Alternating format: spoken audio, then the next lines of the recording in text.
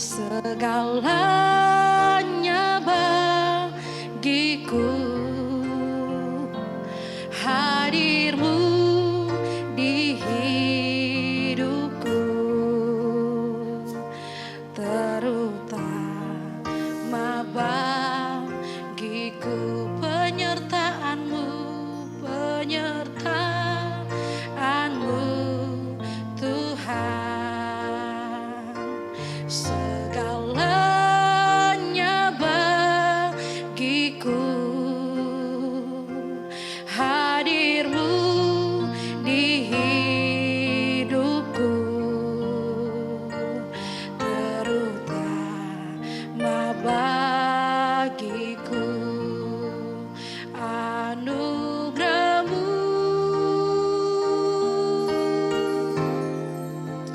anugerahmu, semua karena anugerahmu, bukan karena kekuatanku. Anugerahmu,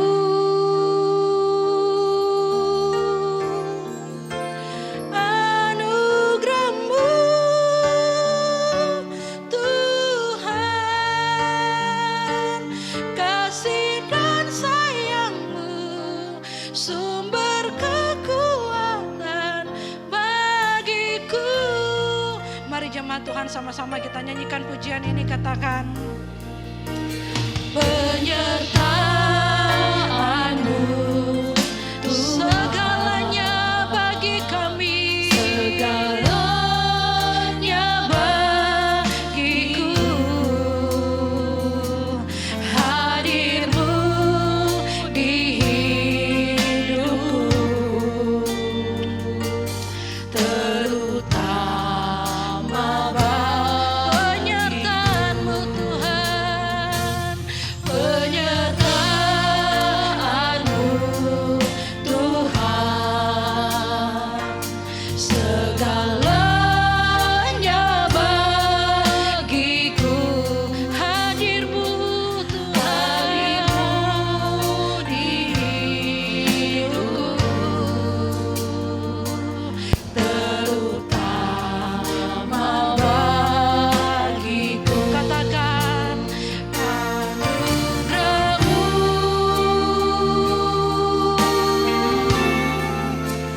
anugerahmu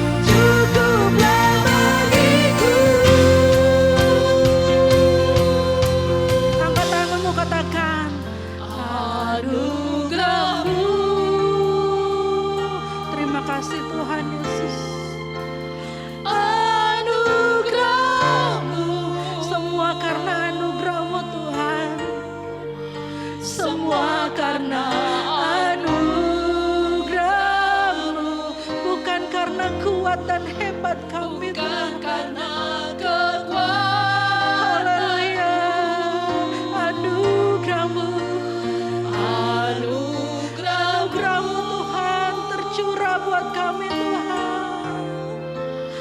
Anugerah-Mu Tuhan, kasih dan sayang-Mu, sumber kekuatan bagiku. Kami mengangkat tangan kami Tuhan, menyembah Engkau Tuhan.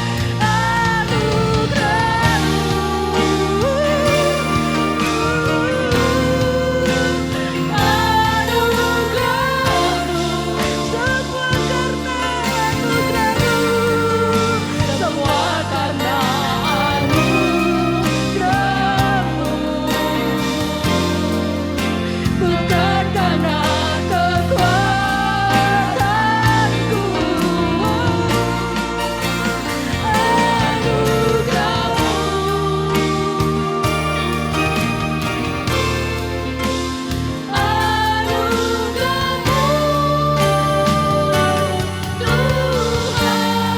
kasih dan sayang-Mu, sumber kekuatan kami Tuhan. Bagiku kasih dan sayang-Mu, kasih dan sayang-Mu, sumber kekuatan bagiku. Sebab kasih dan sayang-Mu, kasih dan sayang-Mu, sumber kekuatan bagiku. Mari kita berikan tepuk tangan yang termulia buat Tuhan Yesus. Haleluya. Kami bersyukur Tuhan, sebab kasih sayang-Mu cukup buat kami Tuhan. Karena kami percaya bahwa anugerah-Mu tercurah di atas setiap kami Tuhan. Dan kami rindu untuk memuji, memuliakan Engkau Tuhan. Bersorak meninggikan Engkau Yesus. Mari sama-sama dengan saya berkata amin. Puji nama Tuhan. Mari kita berikan kemuliaan buat Tuhan Yesus. Kita percaya bahwa kita jangan pernah lelah bekerja di ladangnya Tuhan. Haleluya.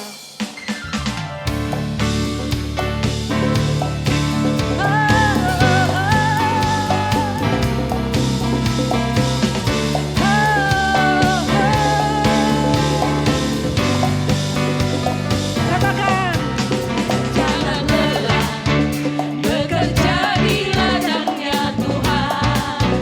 Roh Kudus yang beri kekuatan, yang mengajar dan menopang. Tiada lelah bekerja bersamamu Tuhan, yang selalu mencukupkan akan segalanya. Ratakan tanah bergelonggang, timbullah tanah yang berubah, menjadi siap dibangun di atas dasar iman. Ratakan tanah bergelonggang, timbullah tanah yang berubah, menjadi siap dibangun di atas dasar iman. Kita jangan pernah lelah bekerja di ladangnya Tuhan.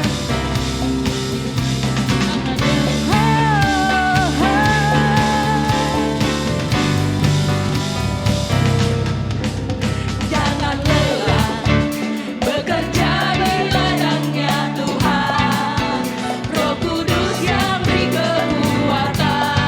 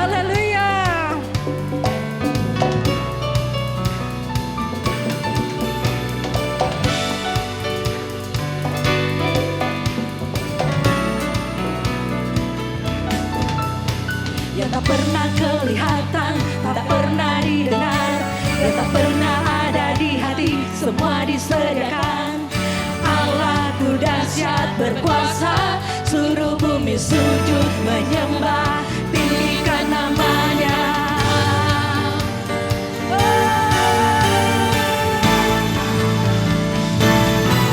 Allah sanggup melakukan segala perkara, dulu, sekarang, dan selamanya.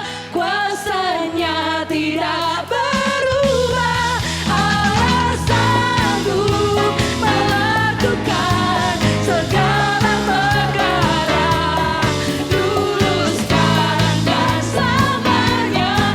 Kuasanya tak berubah. Dulu, sekarang, dan selamanya. Kuasanya tidak berubah. Dulu, sekarang, dan selamanya. Kuasanya tak berubah.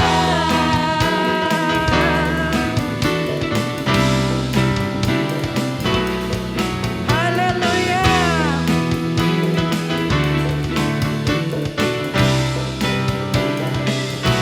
Haleluya. Mari kita berikan tepuk tangan buat Tuhan Yesus. Puji nama Tuhan. Silakan duduk Bapak Ibu Saudara yang diberkati Tuhan. Dan saat ini kita akan mendengarkan kesaksian pujian dari Pena. Shalom Bapak Ibu semuanya, kami adalah kakak-kakak Pena yang melayani anak-anak Shining Kids. Kami ada 10 orang dan di sini kami belum lengkap semuanya. Dan biarlah pujian ini memberkati kita semuanya. Terima kasih.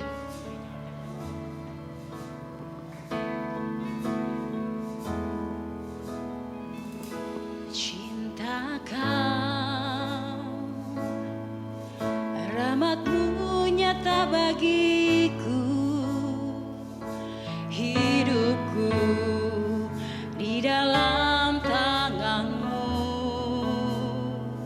Sejak pagi ku terbangun sampai ku terbaring, ku nyanyi kebaikanmu Tuhan. Sepanjang hidupku kau setia, sepanjang hidupku kau sangat baik. Nafasku memuliakanmu, ku nyanyi kebaikanmu Tuhan. Suaramu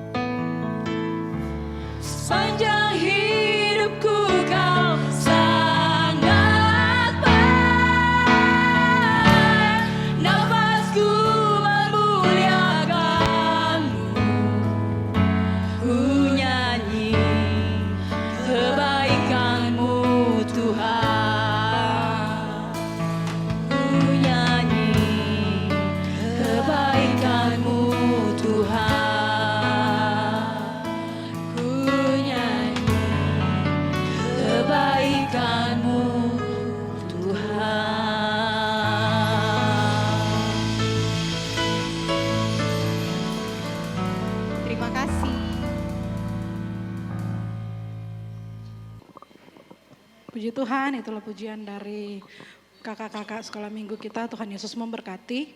Dan saat ini kita akan mendengarkan kebenaran firman Tuhan.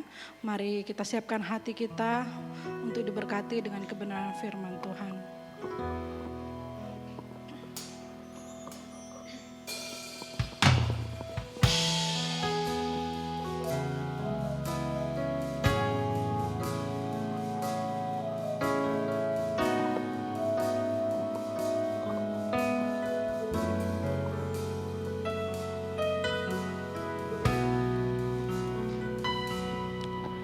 Ku perlu Engkau Yesus, haus jiwaku menantikan-Mu. Ku percaya Kau penuh pengharapanku di dalam-Mu.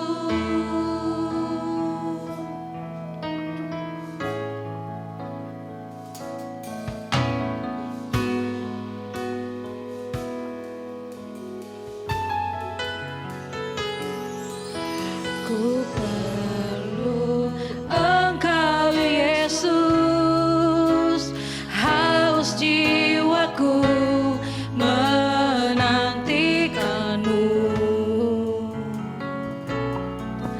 Ku percaya Kau penuh pengharapanku di dalam-Mu. Yesus, hanya Kau yang ku andalkan, melebihi siapapun juga. Yesus, hanya Kau yang ku percaya di setiap waktu.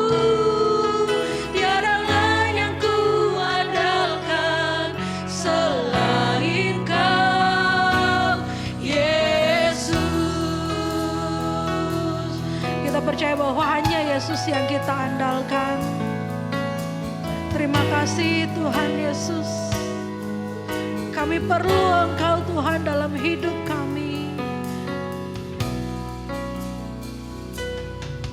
Ku perlu Engkau Tuhan, haus jiwaku menantikan-Mu. Ku percaya Kau penuh pengharapanku di dalam-Mu. Yesus, hanya Kau yang ku andalkan, melebihi siapapun juga. Yesus, hanya Kau yang ku percaya di setiap waktu. Tiada lain yang ku andalkan selain Kau. Yesus, hanya Kau yang ku andalkan. Ini pujian kami, ini penyembahan kami Tuhan. Yesus, hanya Kau yang kami andalkan Tuhan. Yesus, hanya Kau yang ku percaya di setiap waktu.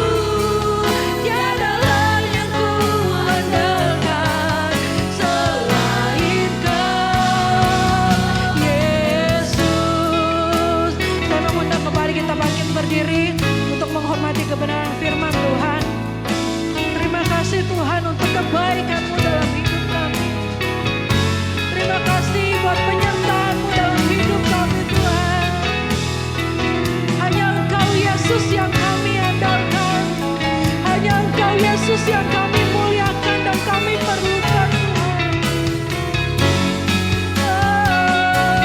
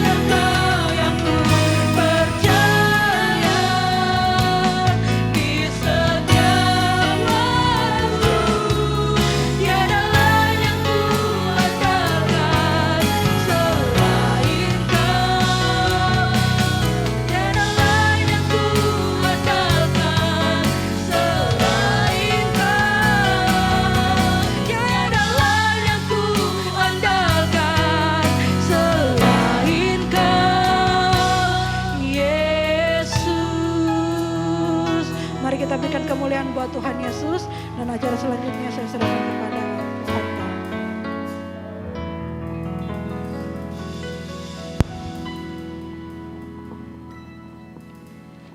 Berbicaralah kami siap mendengar Bapa, dan Roh Kudus bantu kami menerjemahkan isi hati Bapa.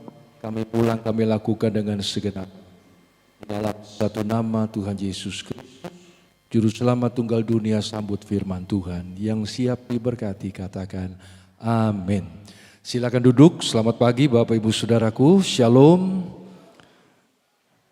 Terima kasih kepada Tuhan Yesus, terima kasih kepada Bapak Gembala dan seluruh tim memberi kesempatan kembali melayani. Bapak Ibu, tidak ada sukacita yang lebih besar kalau kita boleh beribadah on site seperti saat ini, ya. Mari Bapak Ibu, segera kita membuka Alkitab kita.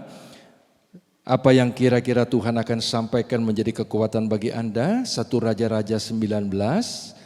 Saya akan bersama membaca dengan saudara ayat 1 sampai 4 saja. Judul firman Tuhan adalah Bailan, ya, Bailan. Saya akan baca ayat 1, Anda baca ayat 2 dengan keras ya. Ayat 3 saya baca, ayat 4 bersama-sama. Baik, menghormati firman kita berdiri sekali lagi siap untuk membaca bergantian di dalam nama Tuhan Yesus. Elia ke Gunung Horeb. Ketika Ahab memberitahukan kepada Isabel segala yang dilakukan Elia dan perihal Elia membunuh semua nabi itu dengan pedang, silakan ayat 2. Ya, baca terus, mengatakan.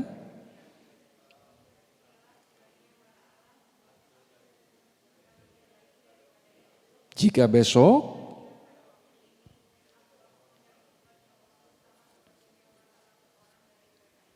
amin. 1 Raja-Raja 19, saya tunggu kalau belum dapat. Udah dapat ya? Udah dapat, baik nanti ayat 4 kita baca bersama ya. Maka takutlah ia lalu bangkit dan pergi menyelamatkan nyawanya. Dan setelah sampai ke Beersheba yang termasuk wilayah Yehuda, dia meninggalkan bujangnya di sana. Ayat 4 bersama-sama, 3, 2. Tetapi ia sendiri masuk ke padang gurun sehari perjalanan jauhnya, lalu duduk di bawah sebuah pohon arar. Kemudian ia ingin mati, katanya, cukuplah itu. Sekarang ya Tuhan, ambillah nyawaku sebab aku ini tidak lebih baik daripada nenek moyang. Amin. Persilakan duduk, Tuhan pasti berkati Anda. Bapak Ibu, hari-hari ini di China, khususnya di China ya, akhirnya mendunia. Ada sebuah gaya hidup yang baru, ada sebuah tren gaya hidup yang baru. Khususnya mengenai milenial, anak-anak muda. Tren gaya hidup itu disebut dengan tren rebahan, ya, atau lying flat. Gaya hidup ini sedang merasuk di kalangan orang-orang muda di China, yaitu gaya hidup yang acuh tak acuh. Jadi orang-orang di sana, khususnya generasi muda, itu menjadi cuek, apatis dalam kehidupan bersosial, bermasyarakat. Dan mereka menghindari pekerjaan. Ya, kalaupun dikasih pekerjaan dilakukannya dengan setengah hati. Jadi enggak dengan sungguh-sungguh. Nah, ini menjadi gaya hidup di sana dan akhirnya merembet ke Indonesia, Saudara. Tanpa disadari, ya. Walaupun memang belum terlalu viral tetapi sudah mewabah di Indonesia. Tetapi ternyata saya baca lagi artikel terbaru hari-hari ini sekarang ada tren lagi, gaya hidup lagi yang lebih parah dari lying flat. Jadi bukan cuma cuek, bukan cuma ngerjain apa-apa tuh males-malesan, tetapi gaya hidup ini disebut dengan bailan. Bailan ini lebih parah lagi saudara ya, dalam istilah kerennya dibilang allowing things to root. Biarkan hal membusuk. Ini lebih parah dari tadi lying flat. Kenapa? Karena bailan ini adalah gaya hidup di mana orang tuh menjadi mudah menyerah karena tekanan hidup, karena persaingan hidup yang berat dan akhirnya berputus asa. Dan ini menyerang anak-anak muda, menyedihkan. Jadi mereka menjadi orang-orang yang gampang nyerah, ya, rapuh dan mudah putus asa. Anda yang pernah dengar pelajaran psikolog mungkin bagaimana dikatakan generasi anak muda sekarang generasi alfa, bukan Z lagi ya, alfa. Itu generasi yang cerdas, inovatif, tetapi rentan, rapuh, ya, mudah menyerah, mudah berputus asa.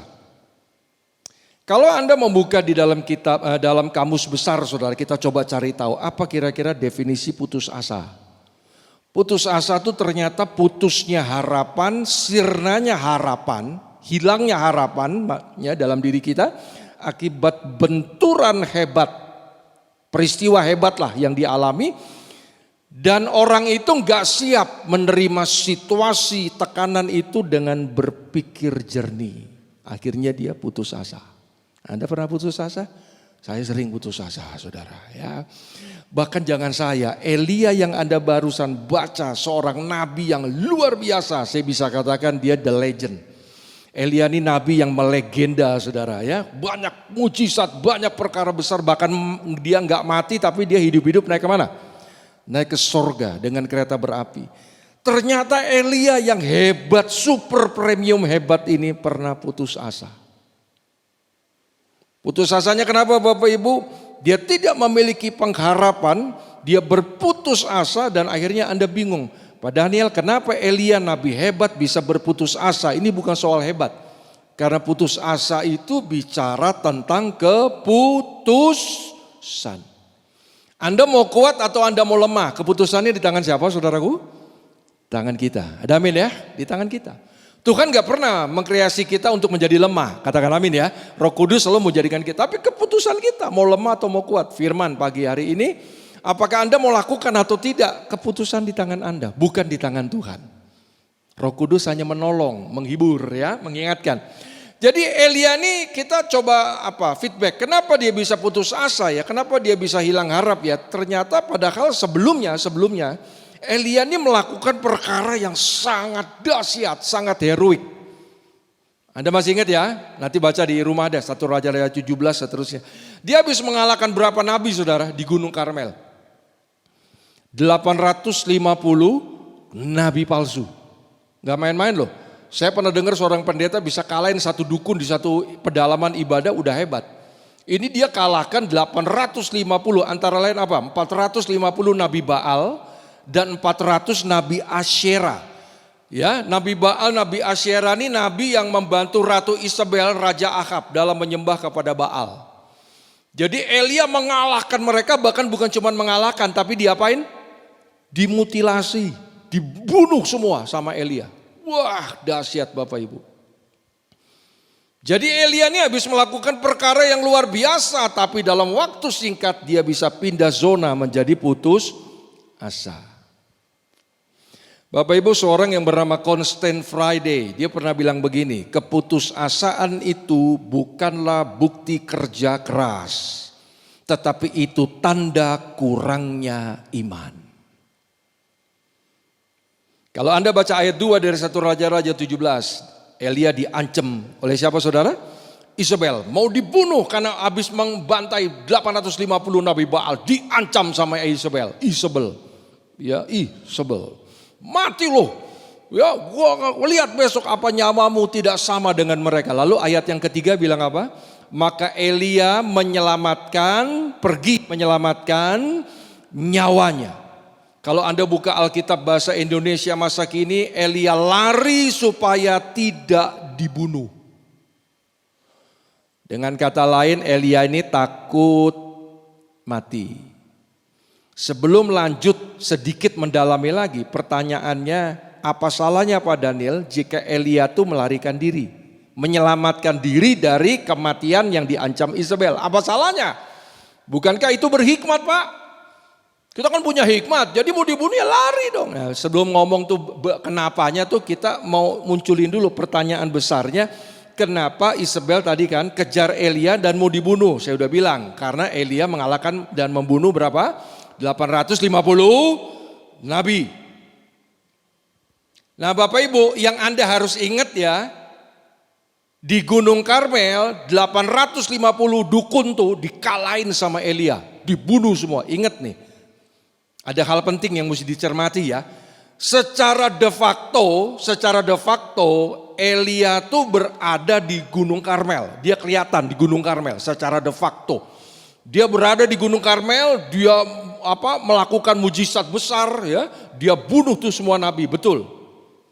Tetapi secara de jure saudara, secara de jure yang mengalahkan nabi-nabi palsu dan yang membuat orang Israel berbalik lagi kepada Tuhan adalah pekerjaan karyanya Tuhan. Katakan amin Bapak Ibu ya.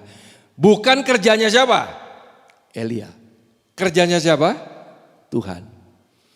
Kalau kalau pendeta-pendeta bisa khotbah dipakai Tuhan, punya karunia kesembuhan, melakukan mujizat, yang hebat bukan pendetanya, tapi Tuhannya.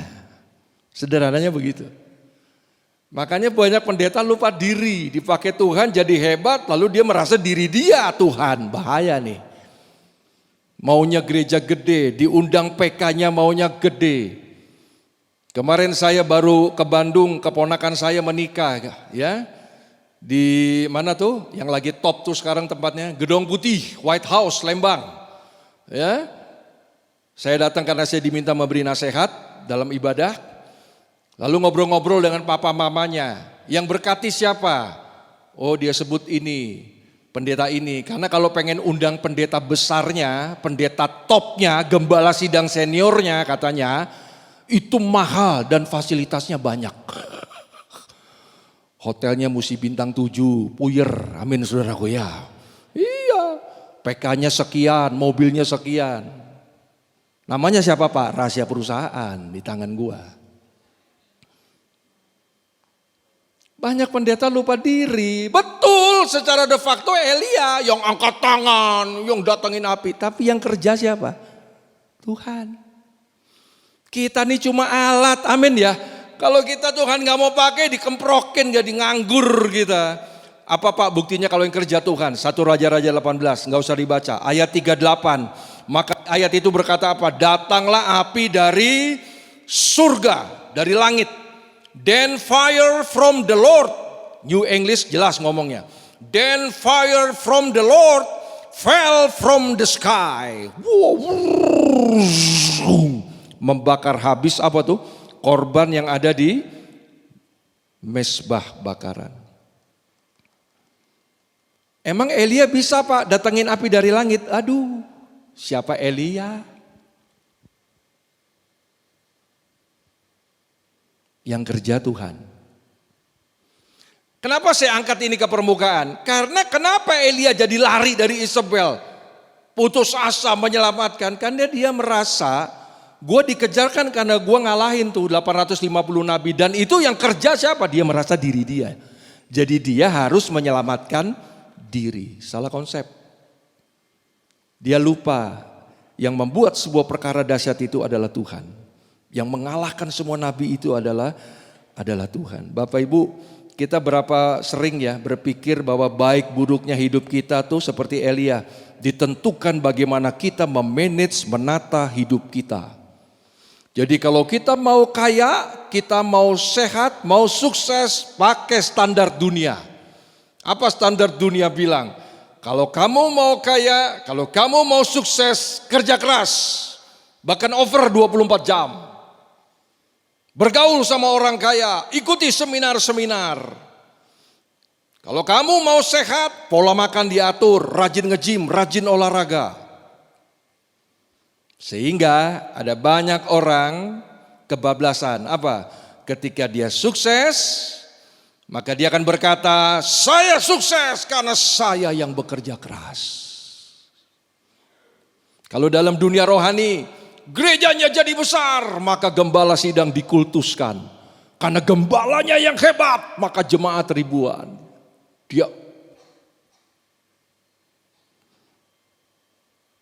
Elia pun begitu.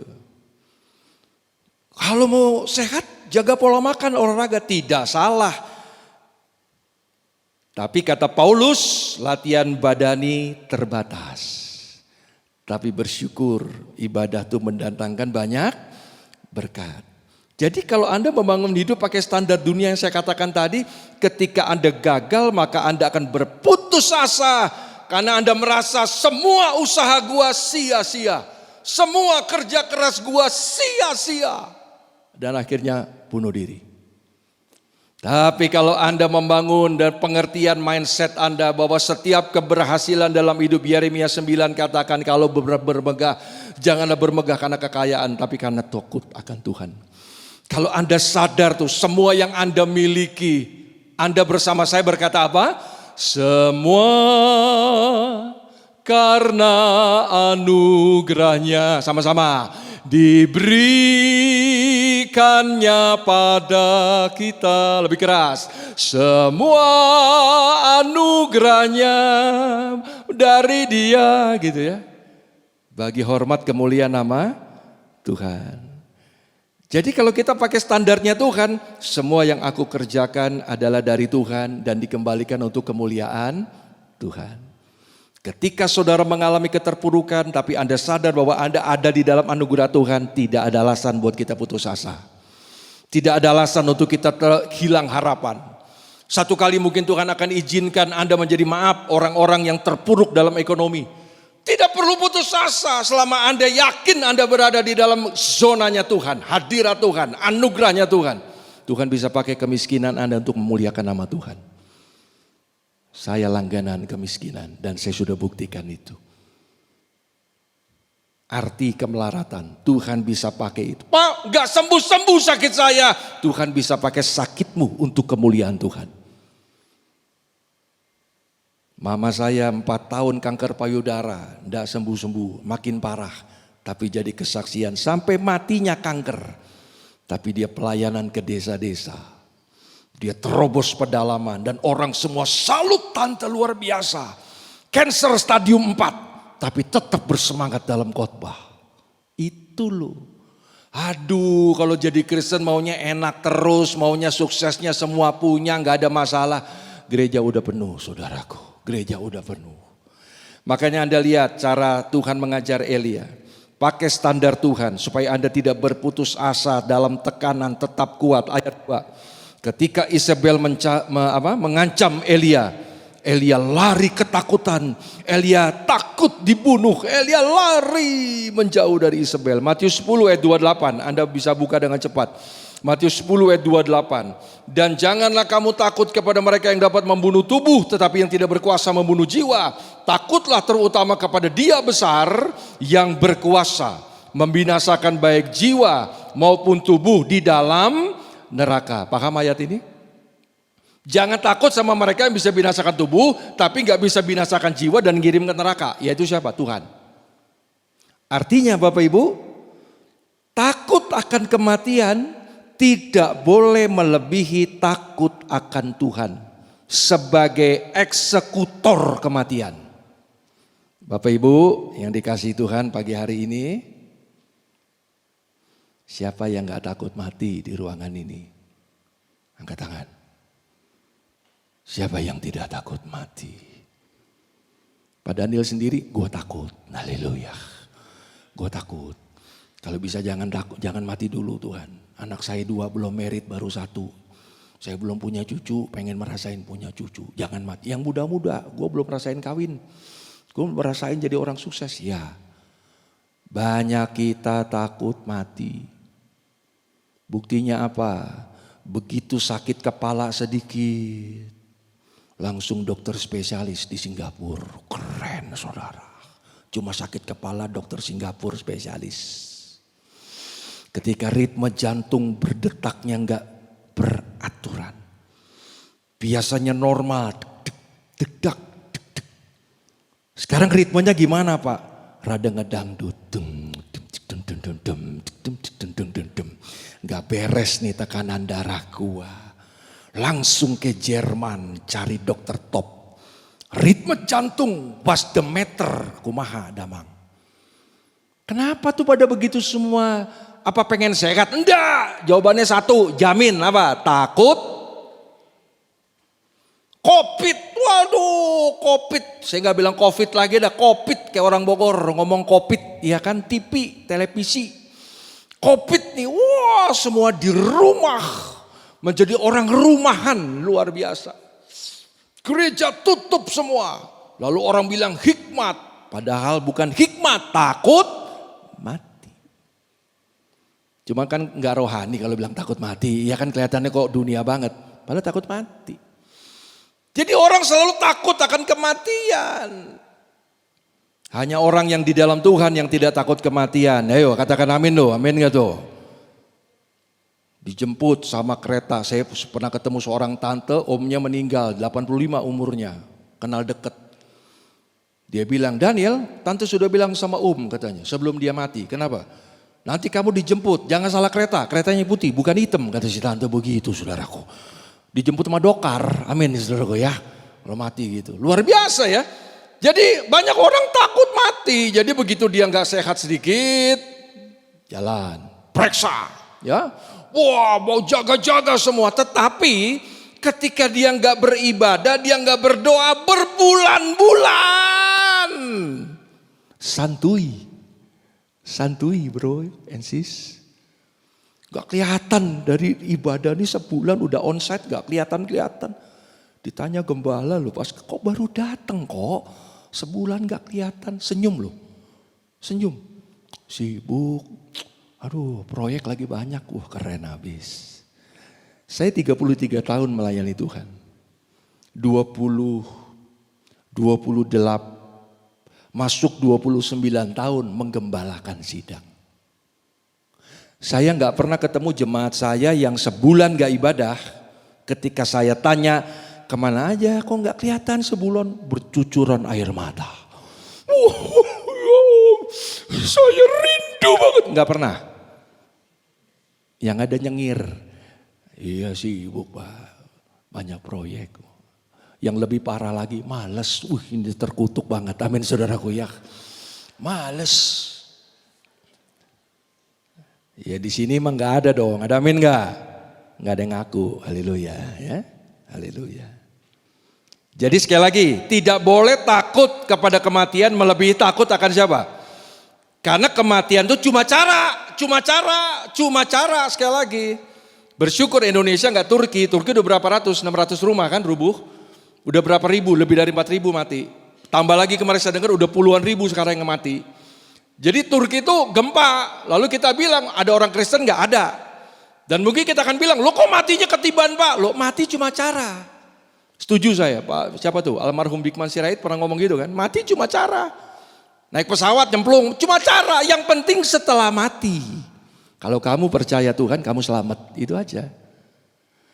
Jadi kalau kita mati di luar Tuhan, kenapa harus takut? Neraka urusannya.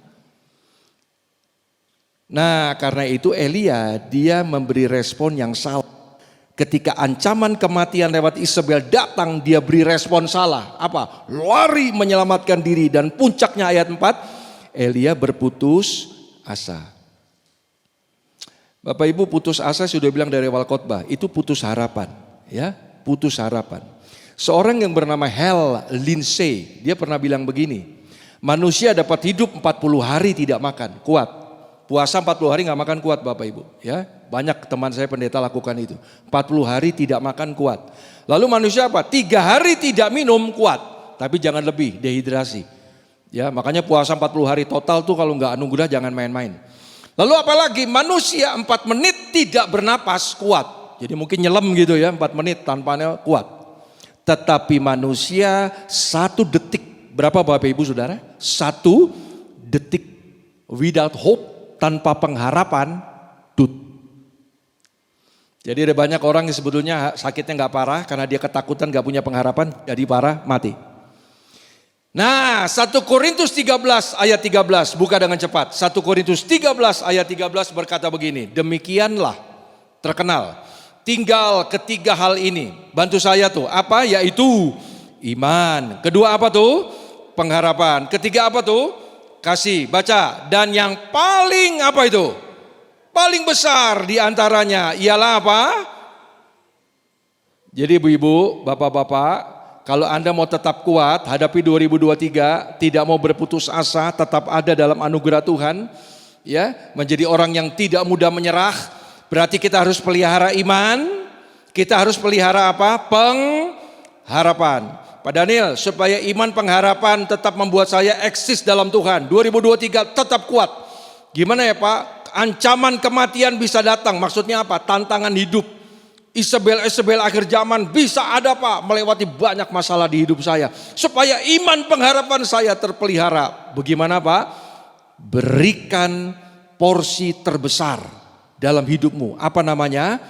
Kasih. Sekali lagi, apa namanya? Kasih. Yang saya ngomong kasih di sini bukan kasih eros, filio, storge. Kasih agape. Jadi Anda mau kuat gak cukup kebaktian Bapak Ibu, rajin. Anda mau kuat gak cukup berdoa. Tadi pagi ibadah pertama kami Pendeta Hendy Kasidi, teman saya khotbah dan dia bercerita. Anda kenal Suset Hating kan? Seorang pendoa syafaat zaman Rehat Bungke yang khotbah KKR di Senayan, edan-edanan ribuan hadir tuh, mujizat luar biasa. Suset Hating tuh pendoa kuat Bapak Ibu, sehari doa bisa 8 jam. Tapi satu kali dia ditegur oleh seorang pendeta yang masih muda mendapat pesan dari Tuhan. Di sini ada seorang ibu pendoa yang kuat, tetapi berdoanya tidak lagi dengan gairah dan semangat. Berdoanya jenuh. Suset Hating terpukul, dia bertobat itu. Dia akui, dia jenuh untuk terus menjadi pendoa syafaat. Jadi doanya bisa berjam-jam tapi tanpa kasih. Anda bisa beribadah pagi ini, amin, hadir badannya, amin. Tapi Anda ibadah dengan kasih, itu belum tentu. Lain cerita. Saya bisa khotbah, bahkan mungkin banyak teman saya minggu khotbah bisa 5-7 kali, hebat. Tapi dia bisa khotbah tanpa kasih. Sekedar kewajiban, sekedar tugas. Tapi kalau Anda jadikan Kristus itu, kasih yang terbesar, the greatest one. Dia bukan saja terbesar tapi dia maha besar. Artinya apa sih sebetulnya Pak ketika saya menjadikan satu diri saya dengan kasih Allah. 1 Yohanes 4 ayat 8 berkata, Allah adalah kasih. Sekali lagi, Allah adalah kasih. Jadi kalau saya melakukannya di dalam kasih, porsi kasih Allah mendapat porsi terbesar dalam hidup saya. Itu legitimasi yang solid. Bahwa saya adalah segambar serupa dengan siapa? Dengan Tuhan. Melewati apa Bapak Ibu? Kasih. Jadi Anda jangan bangga orang ngecap Anda tuh hamba Tuhan karena sering khotbah. Aduh jangan. Anda jangan dicap jadi orang Kristen karena Anda suka ke gereja. Aduh kasihan deh lu, TK itu. Tapi orang harus menyebut Anda nih hamba Tuhan, harus menyebut Anda nih orang Kristen karena Anda hidup seperti Kristus. Lewat apa hidup seperti Kristus? Melakukan kasih. Saya gak mau bahas kasih kapan-kapan. Anda baca aja di rumah 1 Korintus 13 tuh bicara kasih. Lemah lembut, sabar, tidak mementingkan diri sendiri. Pokoknya karakter yang baik lah. Kasih.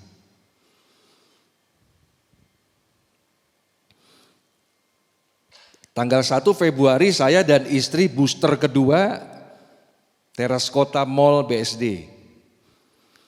Jam 8 acara mulai, duduk ngantri, belum datang. Jam 9 mulai, petugas Dinkes datang. Cuma berempat, yang duduk 150 orang. Cuma berempat. Akhirnya semua udah duduk ngantri, udah mulai ada yang ngomel dari pagi udah nungguin apa. Petugasnya nulis, waduh lemotnya Masya Allah. Ya kan, jadi nulis nomor apa. Wah saya lihatin gak kena gini. Inisiatif aja. Jadi kasih itu jangan Anda pikir kasih itu diterapkan di lingkungan gereja. Enggak. Kalau terang dilakukan di tempat terang gak ngefek. Kalau Anda mau ngefek terang harus dilakukan di tempat yang apa? Saya lihatin nih cuman kasihan berempat nih mbak nih sama masnya. Gak ada relawan. Dulu zaman booster kan vaksin pertama relawan banyak banget ya. Sekarang gak ada relawan loh. Waduh saya gak ada yang bantuin. Gue jadi relawan. Saya kalau udah pengen bicara tentang penginjilan, tentang kasih Kristus, gue norak saudara, gue narsis. Maju saya, gak ada yang saya maju. Mbak, saya bantuin. Oh ya Pak, terima kasih Pak, saya bantuin. Mbak tulis nomor, saya bagiin. Oh dia tulis nomor, udah cukup banyak ambil. Bagiin, saya tanya lagi. Siapa yang perlu? Saya yang perlu. Pada ngangkat tangan, udah kayak jemaat saya semua tuh. Amin saudaraku ya. Jadi saya rebutan. Saya bagiin. Sambil saya bagiin, gue sampaikan pesannya dong bahwa gue begini nih siapa gue. Jadi saya bagiin puji Tuhan keluar terus. Puji Tuhan, puji Tuhan, puji Tuhan. Ini nomornya ya puji Tuhan. Norak. Saya norak kalau untuk urusan Tuhan saudara. Bagi, udah bagi semua duduk lagi saya. Saya liatin lagi, ada suami istri Pak Sutri, udah tua, cukup tua tuh. Ya mungkin 70 mendekati 80. Ibunya pakai jilbab, bapaknya jalan bangun. Kan kalau ngantri vaksin kan berdiri duduk. Kan begitu kan, jalan ngiliter kan. Ini bapak berdiri, duduk, berdiri. Jalan lagi guys, aduh jalannya aja udah begini, wah saya khawatir. Nanti sampai-sampai dia nggak bisa sampai di tujuan sana, dia sampainya di rumah sakit ICU, amin saudaraku ya. Dia saya wah nih bapak jalan susah, ya. Istri saya udah bilang, udah Pi nggak apa-apa Pi, salah dia. Kenapa kemarin lansia suruh duluan dia nggak mau? Mungkin dia lagi terbang ke Turki atau terbang ke Amerika. Saya bilang sibuk, ya kan? Saya kesian dia. Ya udah berdiri saya, Pak, Mas, Mbak, petugasnya. Kenapa? Coba ini tolong bapak ini lansia nih. Dia kasihan jalan aja susah, saya bilang tolong diduluin. Yang lain ratusan, oh iya betul. Wah makin gede kepala gua ya kan. Tolong, saya bilang tolong, norak saya ya kan. Tolong, oh iya digandeng sama, mari pak, maju lebih dulu, langsung kelar. Kalau enggak dinungguin 100 orang, keburu mehek dia, mehek ya kan. Kelar udah dia pulang. Saya tungguin nih, saya lirik bapaknya rada budek, saya liatin modelnya begitu ya. Jadi cuek aja bapaknya jalan terus ngelengos, nggak apa-apa. Tapi ibunya saya tahu, saya lirik ibunya gitu kan. Ibunya jilbab udah tua juga. Pak terima kasih ya, wah. Saya bukan soal itu jalan saya aja, gua teriak lagi. Orang liatin kan, terima kasih, puji Tuhan Bu, puji Tuhan. Gua banterin banget tuh, amin saudara gue ya. Hati-hati di jalan ya Bu, Tuhan berkati. Nggak usah ke Mentawai, ke Padang, mintanya Afrika lagi. Mau nginjilin siapa? Itu Pak jerapah biar bertobat, badak semua biar bertobat. Kurang kerjaan loh, kurang kerjaan. Nggak usah sosok nginjil mesti ke pedalaman. Di sekitarmu tiap hari itu lahan penginjilan, ada amin nggak? Punya kasih nggak? Yang lebih parah boro-boro mengasihi orang yang nggak seiman. Orang di gereja aja buset. Kikir medit. Bin Sontoloyo kok, amin kok saudaraku ya. Tangannya begini terus. Nyanyi mah hobi angkat tangan. Begitu diumumin ya kita akan memberikan berkat untuk pelayanan. Gereja butuh ini. Jangan lupa beri perpuluhan. Langsung begini ya kan. Gak ada. Kalau gembala tolong Pak kita dukung untuk pelayanan. Nanti Pak saya doa puasa 40 hari. Keburu mati loh, amin saudaraku ya. Keburu mati kelamaan puasa. Pak Daniel apa penting kasih dengan iman kaitannya apa? Oh penting. Kalau Anda mau kuat di dalam iman, kasih ini penting. Buktinya apa Pak? Dengan cepat. 1 Korintus 13 ayat 2b dan 3 dengan cepat. Ya, 1 Korintus 13 ayat 2, mau bisa lanjut, ayat 2b dan 3. Dan sekalipun aku, tolong lihat. Dan sekalipun aku memiliki apa? Bantu saya. Iman yang sempurna. Gak main-main lo ya. Iman yang sempurna. Semangat nih ya. Iman sempurna. Untuk ngapain? Memindahkan gunung. Tetapi jika aku tidak punya kasih, aku sama sekali tidak berguna. Lanjut, dan sekalipun aku membagi-bagikan segala sesuatu yang ada padaku, bahkan menyerahkan tubuhku untuk dibakar. Tapi jika aku tidak punya kasih, sedikit pun tidak ada faedahnya bagi aku. Puji Tuhan, amin. Gak punya kasih, imannya apa? Jadi kalau sekarang saya langsung balik pernyataan ini.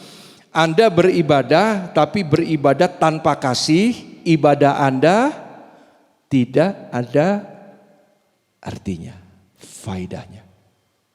Saya melayani apapun bentuk pelayanan itu tanpa kasih tidak ada faedahnya. Ini penting loh, jangan cuma didengar doang. Makanya Matius 7:21 terkenal, hari terakhir akan datang banyak orang kepada Tuhan bilang apa? Aku menyembuhkan orang sakit. Aku mengusir setan bernubuat. Tuhan bilang apa? Aku tidak mengenal. Yang lebih ngeri lagi bukan cuma itu. Dibilang apa? Pembuat kejahatan. Melayani loh, tapi kok gak dikenal Tuhan? Simple, tidak ada kasih. Jadi mari belajar pagi hari ini imanmu dipertahankan dengan kasih. Kedua Pak, pengharapan butuh kasih. Roma 5 ayat 5. Dan pengharapan tidak mengecewakan. Saya senang terjemahan King James. Tidak mengecewakan itu not ashamed, tidak dipermalukan. Terus lanjut, apa tuh dibilang? Dibilang apa dulu? Karena apa tuh? Karena apa itu? Kasih Allah yang keras. Karena apa Bapak Ibu? Kasih Allah telah apa? Dicurahkan dalam hati kita oleh Roh Kudus yang telah dikaruniakan kepada kita. Jadi pengharapan tidak dipermalukan, tidak mengecewakan. Karena apa? Karena apa? Karena rajin ibadah, rajin pelayanan. Enggak. Karena apa? Karena kasih Allah telah dicurahkan oleh apa? Roh Kudus. Puji Tuhan ya. Ada pengharapan apa tahun ini? Yang jomblo forever mulai dapat Pak. Kalau bisa tahun ini saya dapat jodoh lah. Aduh udah capek jadi jomblo nih. Haleluya ya kan. Ada pengharapan apa tahun ini? Aduh usaha maju. Amin. Ada pengharapan apa? Gereja maju luar biasa. Ada pengharapan apa? Suami saya bertobat. Amin. Keluarga bertobat. Amin. Apapun pengharapanmu tidak akan dikecewakan. Itu janji Tuhan. Tapi harus disertai apa? Kasih. Seorang bapak, jadi saya punya tim pelayanan, punya teman-temannya punya saudara. Nah ini anak Tuhan, tinggal di Cianjur. Bapak ini tinggal di Cianjur, punya anak satu tunggal. Ditunggu lama nih anak lahirnya, aduh anak kesayangan. Sekarang umurnya 6 tahun, kelas 2 SD. Namanya Samuel. Gempa Cianjur, lulu lantak. Tuh anak lagi sekolah, sekolahnya runtuh, rata dengan tanah. Rata dengan tanah sekolahnya. Si bapak datang ke sekolahan, lihat sekolahnya hilang, udah rata dengan tanah. Dia korek-korek panggil, Samuel, Samuel, ini papa, Samuel. 4 jam keliling teriak-teriak, gak ada suara, gak ada respon. Di situ ada petugas bencana dari pemerintah, petugas resmi official dari pemerintah. Bapak ini bilang, Pak tolong anak saya 6 tahun 2 SD keuruk Pak. Tolonglah Pak dievakuasi. Anda tahu jawabannya? Petugas resmi loh. Bilang apa? Bapak buta. Udah gak lihat tuh Pak rata dengan tanah. Udah Bapak terima. Gak repot malah Pak. Gak usah ngubur anak.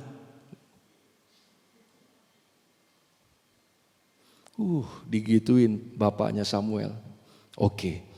Satu hari dia keliling tuh sekolah, dia terpanggil namanya, nihil. Dia bangun tenda, dia tidur di situ. 2 hari dia cari lagi, nihil. Kalau Anda udah putus asa belum? Udahlah terima. Hari ketiga bersama Tuhan, dia cari Samuel. Tengah hari menjelang siang, suara lembut lirih tapi terdengar. Papa, Papa, tangan keluar. Ini Samuel. Hari ketiga Yesus bangkit. Katakan amin itu saudaraku ya. Ini Samuel. Ini kalau dibikin film sinetron tahun 70-an, saya ingat tuh jangan sekarang, tahun 70-an. Dramatis banget nih. Papa, terus dibikin ngaung. Rano Karno masih kecil-kecil tuh kalau main kan begitu ya. Papa gitu ya. Norak banget ya sinetron dulu ya. Iya enggak? Zaman saya seumuran Rano Karno kan. Kalau masih kecil kita lihat sinetron kan gitu ya. Papa gitu.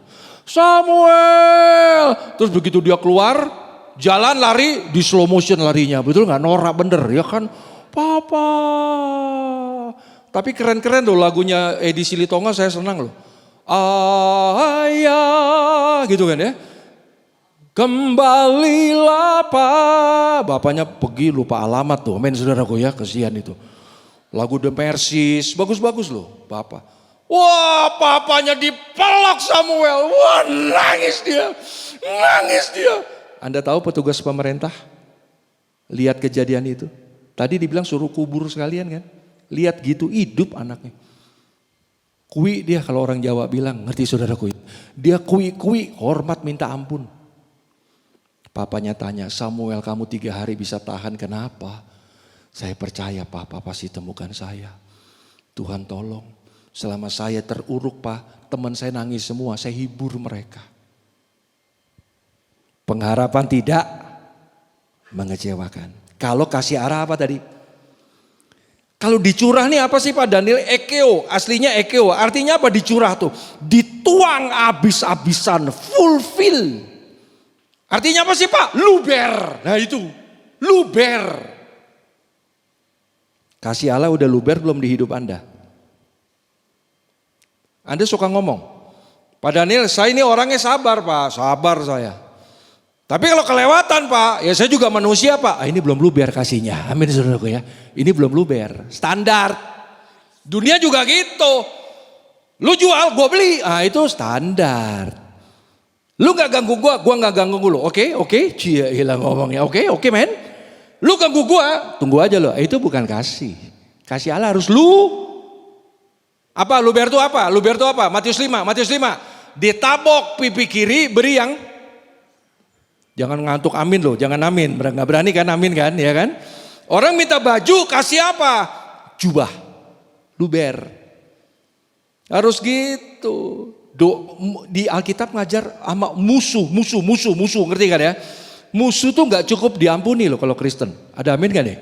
Gak cukup diampuni, kasih itu kan mengampuni. Gak cukup, harus luber. Apa? Didoakan, ayo. Kalau ngampuni bisa, oke deh gue ampuni lu. Tapi nyebut lagi lu ya. Berat lo kelumpahan nih. Terus dia bilang, doakan. Nah itu yang susah. Dia udah ngancurin saya Bapak Ibu. Tuhan dia ngancurin hidup saya suruh doakan. Masya Allah. Baru tutup mata aja nih, belum ucap, baru tutup mata udah kebayang wajahnya. Lo doa mesti ngebayangin wajahnya gak? Hah? Enggak. Yang bener loh, sesat itu ya kan. Doa apa sih bayangin wajahnya. Dan dia pernah ngancurin hidup Anda. Baru tutup mata, belum doa, baru tutup mata. Wajahnya muncul.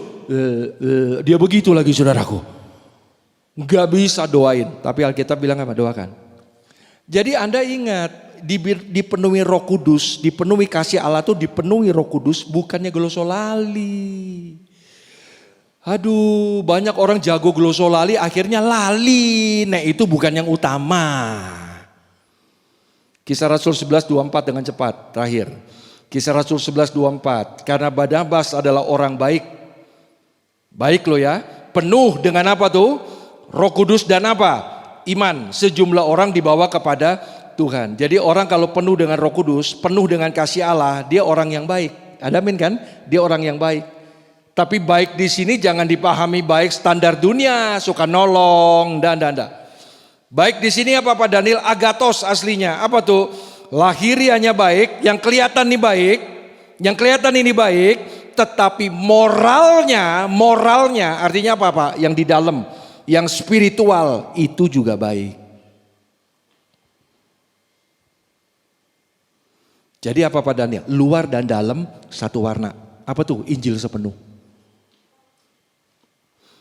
Bapak Ibu, makanya saya nih sekali lagi nggak pernah 33 tahun jadi pendeta.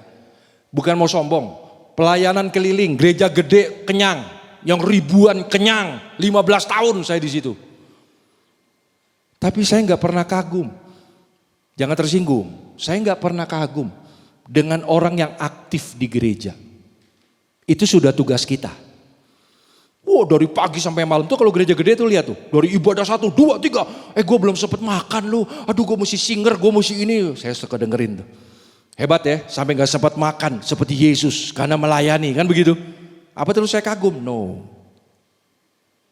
Gereja ini baru setengah jalan.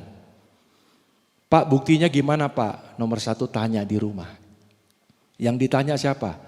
Suami, istri, bukan, pembokat. Apa tuh? One pot, you know one pot. Oh. Mbak, ibu kalau di rumah gimana? Wah ibu kalau di rumah Pak, beda kayak di gereja. Nah lo, kalau di gereja kenapa? Dia singa Yehuda. Saya pernah dengar dia nyanyi itu. Dialah singa dari Yehuda. Saya lihat ibu saya goyang-goyang di gereja. Singa Yehuda Pak. Basya. Emang kalau di rumah singa safari Pak. Luar biasa. Teriak-teriak. Bego lu. Kalau di gereja. Aku mengasihi. Air mata. Sampai gak bisa ngomong loh. Di gereja nangisnya. Jijai banget tuh. Amin saudara ya. Ingus keluar semua.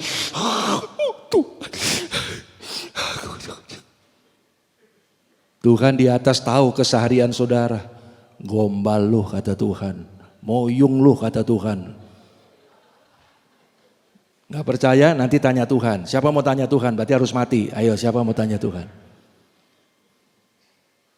Anda jangan lihat saya di mimbar. Lihat keseharian saya.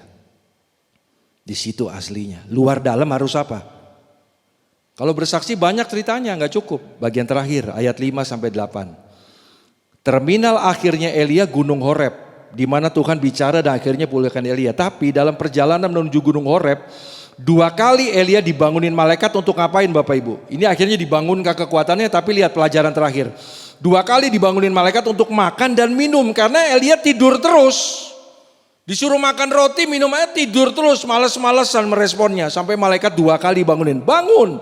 Lalu ketika Elia makan roti dia minum itu ayat 8 bilang, ayat 8. Dengan kekuatan roti itu dia jalan ke Gunung Horeb.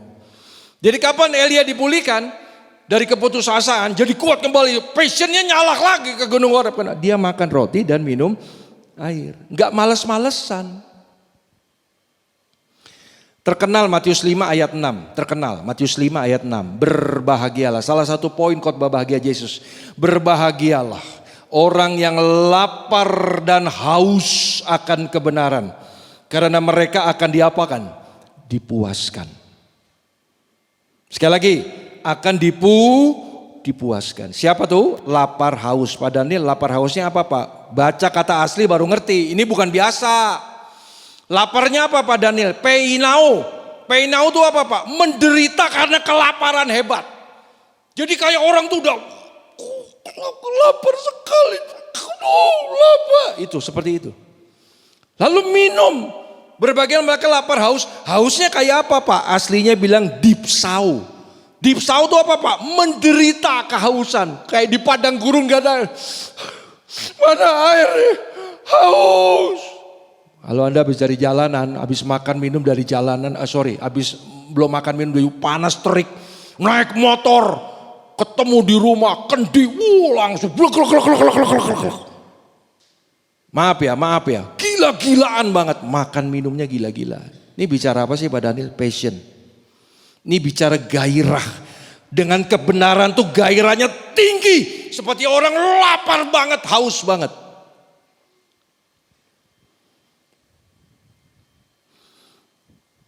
Bagaimana bisa begini Pak Daniel? Kuncinya bagian terakhir nih. Gimana saya bisa punya lapar haus yang tingkat tinggi ya Pak? Sehingga saya jadi kuat selalu gak mudah putus asa Pak. Anda mesti kembali lagi memiliki kasih Kristus. Orang jatuh cinta terkenal. Dia akan bilang apa? Lautan kan kuseberangi. Lautan api akan kulewati kalau berani. Haleluya saudaraku ya. Apa? Cinta, love is blind. Cinta itu buta.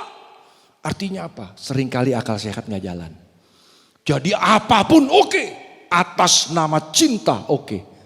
Seperti apa passionmu, cintamu kepada Tuhan? Saya khotbah setengah mati semangatnya kayak begini. Sampai menggep-menggep. Gak di sini, di banyak gereja. Udah mana Anda pernah lihat khotbah saya? Bapak Ibu, mari kita buka ayatnya. Pak gak kedengeran. Saya sedang pernah lihat saya khotbah gitu. Itu berarti bukan saya, lagi kesambet. Amin saudaraku ya. Saya lagi kesambet tuh, ingetin. Eling Pak Daniel, eling gituin. Aslinya saya begini. Tapi saya udah khotbah kayak begini semua. Tetap aja jemaat. Angin memiriku pasang. Hitungan ke-7 saya udah tahu. Saya hafal tuh di gereja-gereja tertentu orang-orang ini saya hafal. Hitungan ke-7, 1, 2, 3, 4, 5, 6 tuh. Tidur di gereja tuh paling nyaman. Paling nyaman. Dan orang yang tidur di gereja adalah orang yang betul-betul mengalami belayan Tuhan. Amin saudara. Lo iya dong, iya kan? Orang kalau sering dibelai-belai kan aja lupa.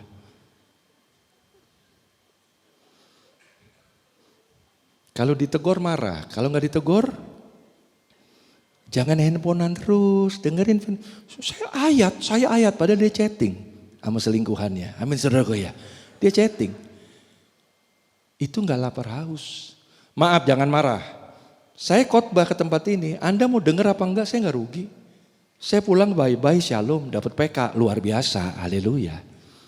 Yang rugi Anda, udah 2 jam tapi Anda enggak punya lapar haus. Ada amin ya? Kalau lapar haus, Anda akan fokus.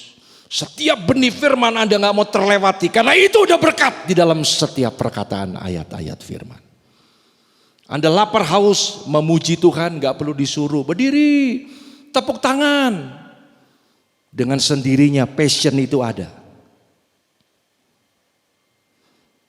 Teman saya tuh khotbah di Amerika, ada negro-negro hadir. Tahu sendiri negro kalau ibadah Bapak Ibu. Oh Jeremiah, hey Jesus, praise God, oh kan gitu. Nggak ada negro tuh, betul apa enggak? Saya nggak pernah ke Amerika, tapi saya lihat di film-film, nggak ada negro ibadahnya kalem. Dan selama dia khotbah, dia kaget di tengah-tengah khotbah. Kayak saya lagi khotbah, berdiri seorang negro. Praise God, Pastor, praise God, that's right. The words of God, that's right, praise God. Dia maju ke depan. Dia salami teman saya. God bless you, Pastor, that's right, hallelujah. Dia duduk lagi. Kaget, teman saya kan gak biasa. Anda berani begitu di sini? Saya lagi khotbah, Anda puji Tuhan Pak Daniel, Anda dipakai berkat, berani? Begitu? Ya saya respon. Sesudah itu Ibu Wiwi, mari kita ke belakang ya Pak, mari. Syalaratama mas. Semua roh-roh jahat yang mengikat jiwanya, setan kuntilanak nenek lampir dalam nama Yesus. Lo betul apa enggak?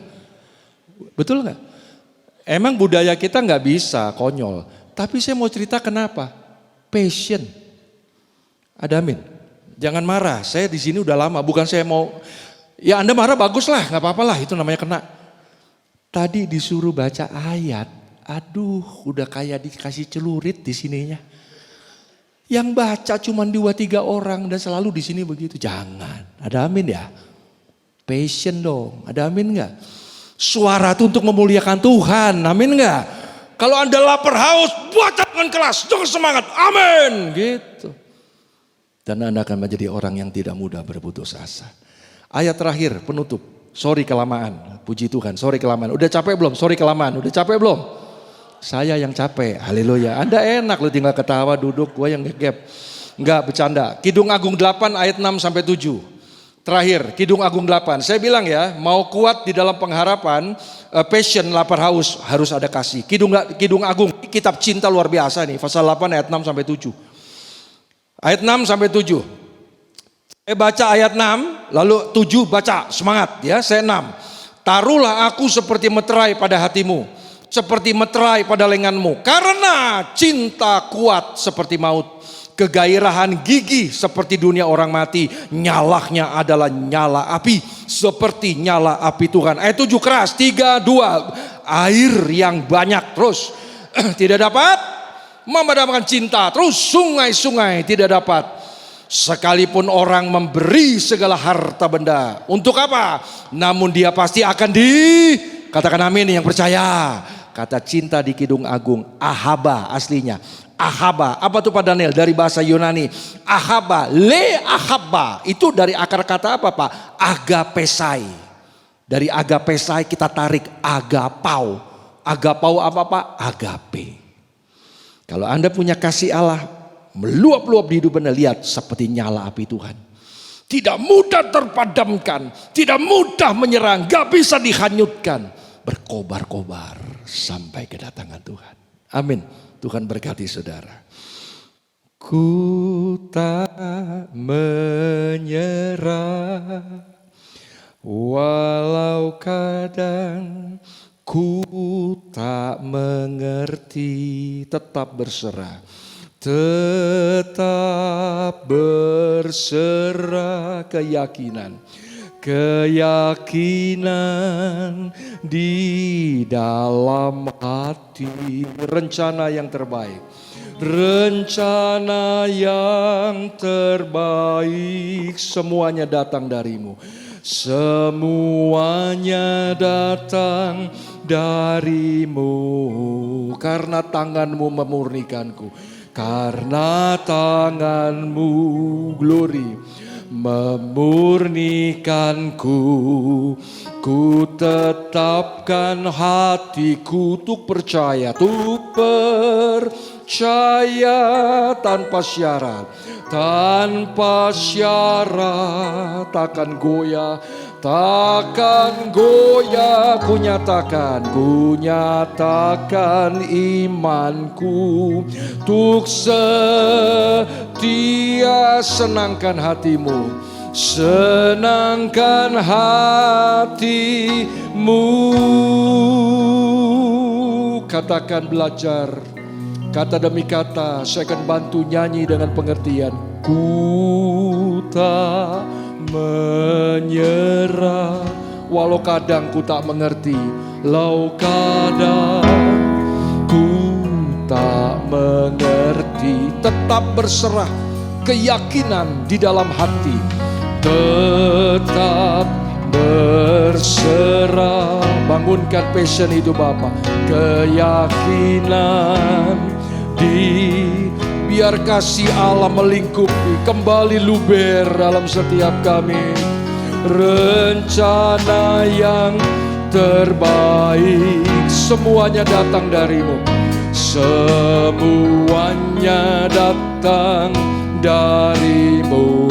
Karena tanganmu memurnikanku, karena tanganmu, glory, kita bangkit berdiri Bapak Ibu. Ku tetapkan hatiku untuk percaya tanpa syarat. Tanpa syarat takkan goyah, ku nyatakan imanku untuk setia. Senangkan hatimu. Ambil waktu 2-3 menit untuk Anda betul-betul merenungkan firman, dibawa pulang untuk dilakukan. Kuncinya kasih. Elia bisa, apalagi kita. Dia bisa putus asa, apalagi kita. Tapi itu gak jadi alasan. Karena Tuhan itu perkasa, Dia almighty, Dia dahsyat banget. Yesus itu sudah mati dan menang atas maut dan segala kelemahan kita. Jadilah orang-orang perkasa yang tetap kuat di tahun ini. Karena itu mari jaga iman pengharapan saudara untuk selalu diselimuti oleh kasih Tuhan. Jangan jadikan kasih Allah cuma sebatas di mulut, maaf. Cuma di mulut, sering diucap, dinyanyikan. Tapi ketika praktek Anda menyangkalnya, jangan. Kasih Allah itu penting. Legitimasi bahwa Anda segambar serupa dengan Tuhan. Kasih Allah yang membuat passion Anda tetap menyala sekalipun dalam tekanan. Kobaran api kasih anugerah Tuhan nyala terus. Itu yang membedakan kita dari orang kebanyakan. Jadilah orang-orang yang lebih dari pemenang. Di dalam nama Tuhan Yesus Kristus, Allah yang hidup, kami berdoa mengucap syukur. Sudah diberkati, katakan, kita beri kemuliaan buat Tuhan. Saya kembalikan. Silakan duduk Bapak Ibu Saudara yang diberkati Tuhan. Terima kasih kepada Bapak Pendeta Daniel Rudi yang telah menyampaikan kebenaran firman Tuhan. Tuhan Yesus memberkati. Dan saat ini kita akan memberikan persembahan. Saya mengundang para petugas kolektor untuk bersiap maju ke depan dan kita akan berdoa.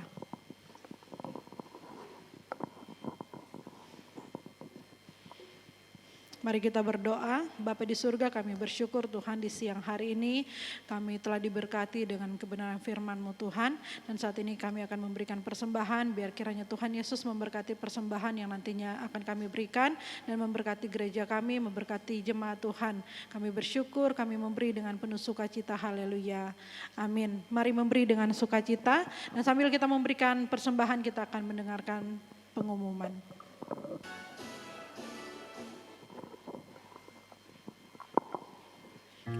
Terima kasih buat persembahan yang telah Bapak Ibu berikan. Dan saat ini kita akan menutup ibadah kita. Dan untuk doa penutup, minta kesediaan Bapak Pendeta Daniel Rudi. Kita angkat pujian anugerah-Mu. Anugerah-Mu.